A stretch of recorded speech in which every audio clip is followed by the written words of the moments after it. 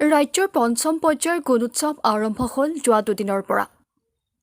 লখিমপুৰ জিলা অসম অৰুণাচল সীমান্তৰ পথালি পাহাৰৰ শংকৰদেৱ কলেজিয়েট উচ্চ মাধ্যমিক বিদ্যালয়টো আজি তৃতীয় দিনা বহি মূল্যায়নৰ বাবে আজি পুৱা 8:45 বজাত প্ৰাতঃ সভাৰে আৰম্ভণি কৰে।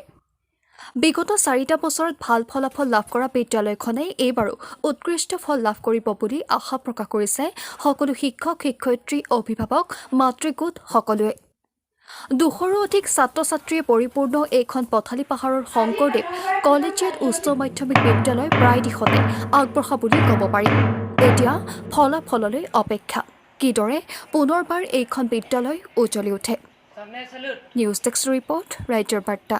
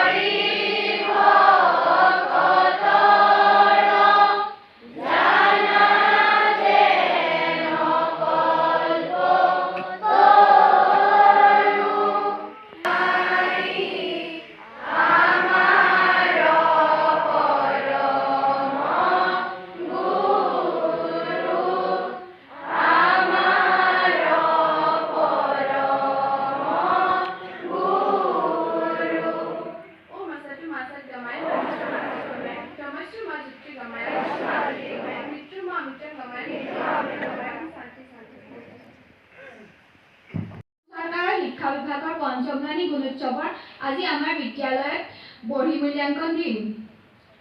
আজি ৰাষ্ট্ৰীয় পক্ষী দিৱস। 1933 চনৰ আজিৰ দিনটোতে গোল্ডেন গেট ব্ৰিজৰ নিৰ্মাণ আৰম্ভ। 1955 চনৰ আজিৰ দিনটোতে মমতা বেনাৰ্জীৰ জন্ম। 1946 চনত যিকোনো মুহূৰ্ততে অৰুণাচল জোকাৰিব বৰ ভূঁইকঁপে। খেলৰ বাতৰিসমূহ হ'ল 7 উইকেটত জয় ৰোহিত বাহিনীৰ। দুখনীয়া টেষ্ট মেচৰ শৃংখলা 1-1 অসমাপ্ত। কেপটাউনত ঐতিহাসিক টেষ্ট জয় টিম ইণ্ডিয়াৰ। বিদ্যালয়ৰ ছাত্ৰ ছাত্ৰীসকলক আহ্বান জনাইছোঁ যে আমি মুঠ 6টা ৰুমত তোমালোকৰ চিট প্লেন হেৰি কৰিছোঁ আৰু দৰ্জা সেইখিনি হেৰি কৰা আছে। সম্পূৰ্ণ নিৰৱতা অৱলম্বন কৰি তোমালোকে নিজৰ নিজৰ আসন গ্ৰহণ কৰিব আৰু কোনো ছাত্ৰ ছাত্ৰীয়ে বেগসমূহ তোমালোকে বহা জেগাত নাৰাখিব, সেইটো বাৰান্দাত থৈ দিব।